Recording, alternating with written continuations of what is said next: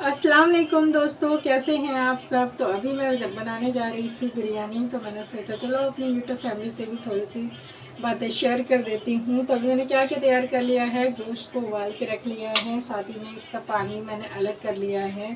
सारा जो मसाला है, जो भी थोड़ा बहुत इसमें ऐड करूँगी वो सारा मैंने तैयार कर लिया है। इसी के साथ सारे जो खड़ा मसाला है वो भी देखिए मैंने निकाल के रख लिया है। और जो दही है वो भी मैंने मंगवा ली है, एक तो पूरी है, एक थोड़ी सी आधी है। ये मैं दही इसमें ऐड करूँगी। तो चलिए फ्रेंड, अब जो है ना मैं बनाना स्टार्ट करती हूँ। और अभी हो रहा है टाइम रात का, तो मैं सोची जल्दी से बनाना स्टार्ट कर दूँ। मैंने काफ़ी टाइम हो जाए क्योंकि बिरयानी बनने में बहुत देर लगता है। तो चलिए बनाना शुरू करते हैं। तो यहाँ पर ना तेल गरम हो चुका था। इसके बाद सारे जितने भी खड़े मसाला मैंने लिया था ना वो सारे इसमें ऐड कर दिया है। इसी में जो गोश्त उबाल कर रखा है ना मैं उसे ऐड कर दूँगी। सबसे पहले मैं गोश्त को फ्राई करती हूँ ताकि उसका टेस्ट अच्छा आ जाए, क्योंकि इसी तरह से मेरे हस्बैंड को पसंद है। तो बहुत सारे लोग ना इसमें जो है मसाला ऐड कर देते हैं, अलग अलग हर किसी का तरीका होता है बनाने का। तो मैं अपने स्टाइल में आपको शेयर करूँगी मैं कैसे बनाती हूँ, ठीक है। और इसी के साथ ना मैंने जो गोश्त को उबाला था तो उसमें भी सारे खड़े मसाले का यूज़ किया था। बस मैंने उसमें क्या चीज़ नहीं डालती हूँ वो मैं बता दूँ। बस मैं लहसुन, प्याज, ये 2 चीज़ें उसमें नहीं डालती हूँ। बहुत सारे लोग डालते भी हैं ना पोटली से बना करके। तो मैं उसमें सौंफ और धनिया और जितने भी हमारे गरम मसाले होते हैं वो डाल देती हूँ, लेकिन वो चीज़ें नहीं डालती हूँ।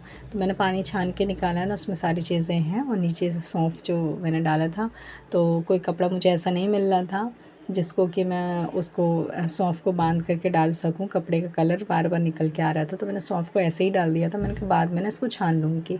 तो गोश्त को निकालने के बाद पानी को मैंने छान लिया, सारे सौंफ को मैंने फेंक दिया है और पानी और गोश्त हमने निकाल लिया। अब ये जो मसाला मैंने पीसा है ना, तो मैं ये हमेशा जब भी बिरयानी बनाती हूँ तो मुझे इतना मसाला जो है पीस के डालना है, क्योंकि मुझे बिल्कुल सिंपल अखनी वाली बिरयानी मुझे अच्छी नहीं लगती है। और इस वजह से ना मैं इसमें थोड़ा बहुत मसाला डालती हूँ अपने लिए, कि मुझे थोड़ा सा टेस्ट आए और मुझे बिरयानी खाने में मज़ा आए। बिल्कुल सादा सिंपल वाली बिरयानी मुझे बिल्कुल पसंद नहीं है। तो इसमें मैंने डाला था, क्या क्या मसाले मैं डाली हूँ वो चीज़ आपको बता दूँ। आप टमाटर डालेंगे, आप प्याज फ्राई करके डालेंगे, दही डालेंगे। इसमें थोड़ा सा मैंने ज़ीरा भी डाला है, थोड़ी सी काली मिर्च भी डाली है, धनिया नहीं डाला है मैंने। इसके बाद ना हमने अदरक लहसुन ये दोनों चीज़ का पेस्ट मैंने डाला है और दही चीज़ डाला है, ठीक है। टमाटर दही की क्वांटिटी हमें थोड़ी ज़्यादा रखनी होती है। इसके बाद आपका जो प्याज होता है वो भी क्वांटिटी आपको ज़्यादा रखनी होती है, जो हम फ्राई करके निकालते हैं। बाकी ज़ीरा और जो काली मिर्च है ना वो थोड़ा थोड़ा सा क्वांटिटी रखना है, ज़्यादा नहीं रखना। तो इस तरह से मैंने इसमें ना थोड़ी थोड़ी क्वांटिटी रखी है और थोड़ा सा मसाला मैंने लगभग तैयार कर लिया है। अब मैंने इसको अच्छे से भून करके अच्छे से तैयार कर लूँगी।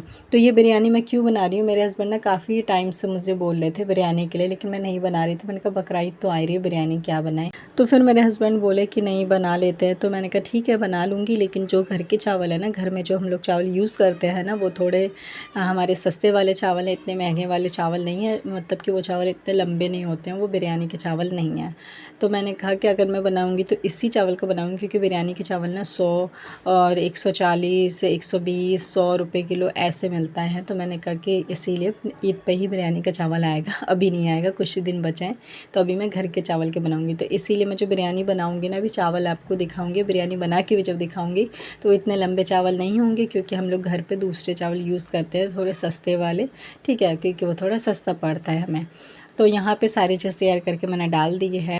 इसी के साथ ना एक और बात मुझे आपसे शेयर करनी थी। कभी कभी ना हम लोग इतनी ज़्यादा किसी चीज़ के बारे में सोचते हैं, किस काम को लेकर के कुछ भी हो सकता है हमारी लाइफ में। जैसे फॉर एग्ज़ाम्पल काम है, कभी आपका काम नहीं लग रहा होता है, कोई चीज़ कोई काम नहीं हो रहा होता है, किसी के बारे में सोचते हैं, कोशिश करते हैं कि वो चीज़ हो जाए लेकिन नहीं हो रही। तो फॉर एग्ज़ाम्पल मैं आपको बताती हूँ कि मेरी शादी को ना 4 साल होने वाले हैं, 2-3 महीने में कंप्लीट हो जाएंगे 4 साल मेरी शादी को हो जाएंगे। जब से ना मैं अभी तक ये सोचती हूँ कि मैं जहाँ रहती हूँ ना, ये कमरा बहुत छोटा है, किचन भी छोटा है। और जब से मैं व्लॉगिंग करती हूँ तब से मुझे और ज़्यादा ये छोटा लगता है, क्योंकि मेरा कैमरा वगैरह ना सेट नहीं हो पाता अच्छे से। तो मैं सोचती हूँ थोड़ा इतना बड़ा हो कि मैं कैमरा वगैरह आसानी से सेट करके मैं व्लॉगिंग कर सकूँ, अपने कमरे की भी अच्छे से व्लॉगिंग कर सकूँ और यहाँ की भी।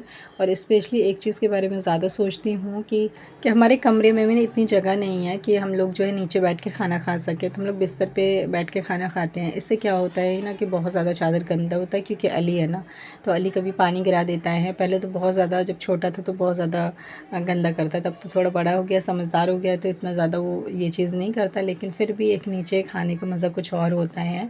और ऊपर जो बैठ के खाते हैं तो कभी कुछ ना कुछ अली गिरा देता है और गिर ही जाता है, क्योंकि बच्चे हैं तो बच्चे ये सब काम तो करते ही हैं। तो इसलिए भी मैं सोचती हूँ कि थोड़ी स्पेस नीचे होनी चाहिए। और इससे भी बड़ी बात ये है कि हमें जो नमाज़ के लिए ना बहुत छोटा सा स्पेस मिला हुआ है हमारे घर में, छोटी सी जगह है जहाँ की नमाज़ पढ़ते हैं, यानी कि एक साथ 2 लोग भी नमाज़ नहीं पढ़ सकते कभी। तो कभी पढ़ना हो तो पहले मैं पढ़ती हूँ। रमज़ान में सबसे ज़्यादा दिक्कत होती है कि रमज़ान में मगरिब की नमाज़ जो है जब पढ़ते हैं मेरे हस्बैंड, अगर मस्जिद नहीं गए, घर पे ही पढ़ना हो किसी रीज़न की वजह से, बारिश आ रही है कुछ, तो फिर क्या होता है कि एक पहले वो पढ़ते हैं फिर मैं पढ़ती हूँ, या फिर कभी बेड पे पढ़ना पड़ जाता है मुझे ऊपर। क्योंकि पता है क्या होता है कि फिर वेट करेंगे तो मगरिब में टाइम कम होता है, फिर अफ्तार करने में भी तो टाइम हमारा निकल जाता है। आए दिन तो क्या होता है कि अज़ान हुई, चलो एक जने ने पढ़ लिया और 10 मिनट के बाद दूसरे ने पढ़ लिया, लेकिन मगरिब में तो 10 मिनट तो खाने में ही हम लोग निकाल देते हैं, फिर इसके बाद जो टाइम बहुत ज़्यादा कम बचता है। तो इन सारी प्रॉब्लम की वजह से 4 साल से सोच रही हूँ मैं कि दूसरी जगह कमरा लूँ। बहुत जगह देख के आ चुकी हूँ, कहीं पसंद आता है कहीं नहीं, कहीं पसंद आ जाता है तो कुछ और चीज़ें होती है, कहीं पे ट्यूशन पढ़ाने के लिए मना कर देते हैं, क्योंकि जैसे कि मैं भी ट्यूशन पढ़ाती हूँ, मेरे हस्बैंड भी पढ़ाते हैं शाम को, तो कहीं ट्यूशन के लिए मना कर देते हैं, कहीं कुछ के लिए मना कर देते हैं, कहीं पानी की दिक्कत है, कहीं कमरा अच्छा नहीं है। तो ये सारे रीज़न की वजह से 4 साल हो गए, लेकिन अभी तक इस कमरे को खाली नहीं कर पाए हैं। तो मैं ये बात इसलिए बता रही हूँ कि जब हम किसी चीज़ को सोचते हैं वो चीज़ नहीं हो रही होती ना, तो उसे अल्लाह पे छोड़ देना चाहिए। अब मैंने यही किया है कि अल्लाह जब चाहेगा तब मिल जाएगा। आज का व्लॉग यहीं एंड करती हूँ। अल्लाह हाफ़िज़। अपना अपनी फैमिली का ख्याल रख के चैनल को सब्सक्राइब कर दीजिए।